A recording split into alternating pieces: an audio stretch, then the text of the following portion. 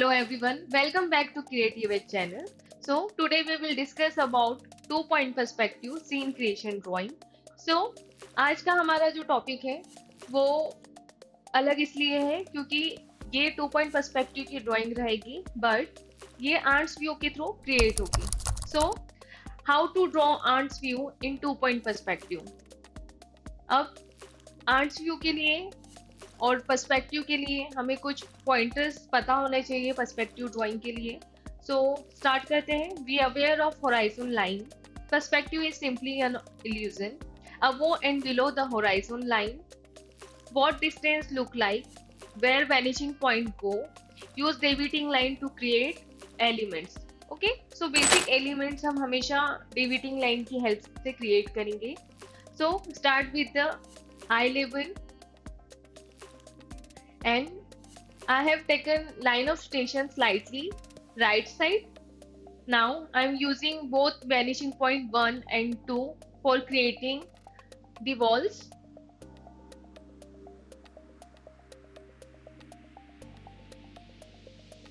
अब बेसिक जो ग्राफ है वो ऑलमोस्ट हमने कंप्लीट कर लिया है. Now I am creating basic objects with the help of vanishing point 1 and vanishing point 2. अब क्योंकि ये आर्ट्स व्यू है तो हमारा आई लेवल जो है वो काफी नीचे क्रिएट होगा. ये एक ऐसा सीन क्रिएशन है जो किसी टॉय के थ्रू देखा जा रहा है. ये जो रूम है ये किसी 2 साल के बेबी का है जो हमें दिखाना है. तो यहाँ पर अब 2 साल की बेबी का यदि रूम होता है, बेडरूम होता है, तो वहाँ पर हम टॉयज देख सकते हैं, ऐसे एलिमेंट देख सकते हैं, ऑब्जेक्ट देख सकते हैं या फिर क्रिएट कर सकते हैं जो एक 2 साल के बेबी का रूम डिपिक्ट करते हैं. तो हमेशा एलिमेंट्स पर हमें वर्क करना है, हमारे आइडिएशन पे वर्क करना है और बहुत डीप में सोचना है जो सारे स्टूडेंट्स नहीं सोच सकते. सो यही जो आइडिएशन होता है ये हमारा आउट ऑफ द बॉक्स होता है जिससे हम ज़्यादा अच्छा स्कोर कर सकते हैं. तो ये जो आप टेबल देख रहे हैं ये table above the eye level create हुआ है. It means we can see the bottom surface. Okay, तो आप यदि देख रहे होंगे तो सबसे पहले हमें काफी लाइट ड्राइंग करनी है. देन इसके बाद में हम इसे डार्क कर सकते हैं. इससे हमारी गलतियां कम होती है और हमें एक सजेशन मिल जाता है कि हमारा ड्राइंग सही चल रहा है. नेक्स्ट, यदि हम एक टेबल का बॉटम पार्ट देख रहे हैं सो हमें डेप्थ क्रिएट करनी होगी. सो ये जो डेप्थ है हम शेडिंग के थ्रू कर सकते हैं, तो इस पर हम वर्क करेंगे.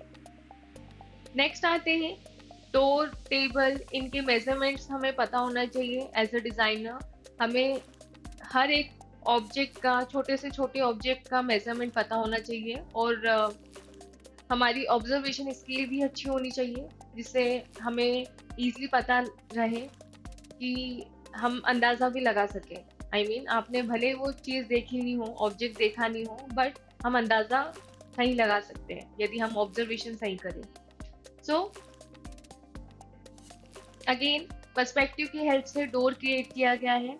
देन उसमें बेसिक शेडिंग यहाँ पर की जा रही है जिससे क्या हो रहा है, इसमें डेप्थ क्रिएट हो रही है.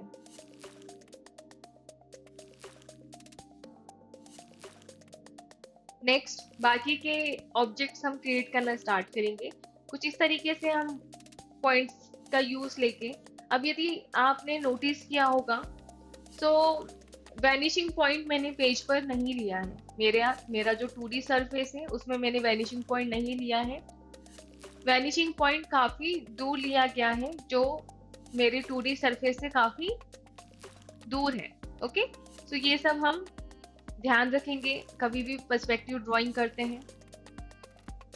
नेक्स्ट आते हैं, अगेन ये जो शेल्फ हमने क्रिएट किया है ये हमारा above the eye level create हुआ है. इट मीन्स हम इसका बॉटम पार्ट देख पा रहे हैं, बॉटम सरफेस देख पा रहे हैं.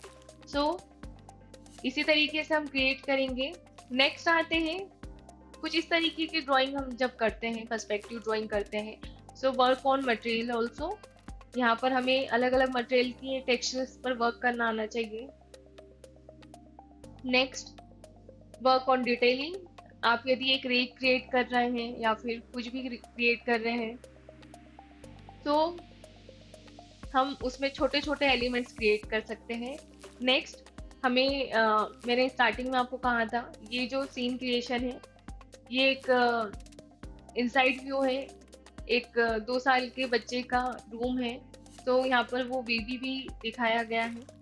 तो इसकी हाइट का भी हमें ध्यान रखना है। एक 7 फीट का हम यदि डोर क्रिएट करते हैं तो उसके अकॉर्डिंग इसकी हाइट कितनी होगी, इसका हम ध्यान रखेंगे एक बेबी का। प्लस एनाटॉमीज पर वर्क करना स्टार्ट करना है। हमें चाइल्ड एनाटॉमी भी काफ़ी अच्छे से आना चाहिए, क्योंकि हर सीन क्रिएशन में हम इसे यूज़ में ले सकते हैं।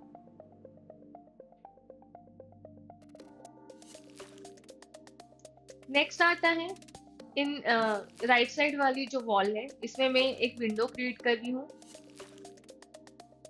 कुछ इस तरीके से हम डायगोनल की हेल्प से इसका सेंटर क्रिएट कर सकते हैं और धीरे धीरे टेक्सचर्स पे हम वर्क करेंगे। प्लस यदि आप कर्टेन क्रिएट कर रहे हैं तो उसके मटेरियल का हमें ध्यान रखना है। ओके, सो हल्की सी शेडिंग के थ्रू हम इजीली सॉफ्टनेस क्रिएट कर सकते हैं, फोल्ड्स क्रिएट कर सकते हैं।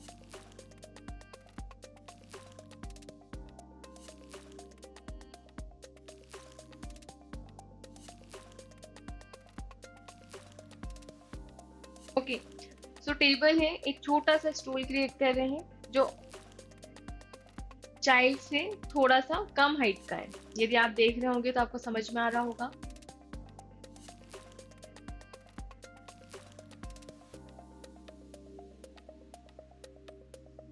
अब यहाँ पर टेक्निकली क्या हो रहा है, हमारा जो स्टूल है वो हमारे आई लेवल के ऑलमोस्ट इक्वल है। सो यहाँ पर हम इसका बॉटम पार्ट नहीं देख पाएंगे। सो ओवरऑल हमें कुछ इस तरीके से हमेशा वर्क करना है। नीट एंड क्लीन ड्राइंग करनी है, इसका ध्यान रखना है। लास्ट जो इम्पोर्टेंट एलिमेंट है शेडिंग, उस पर हमें वर्क करना है। प्लस इसके बाद में यदि आपने लाइट सोर्स दिया है तो शेडो में भी वर्क करना है। So thank you everyone for watching the video.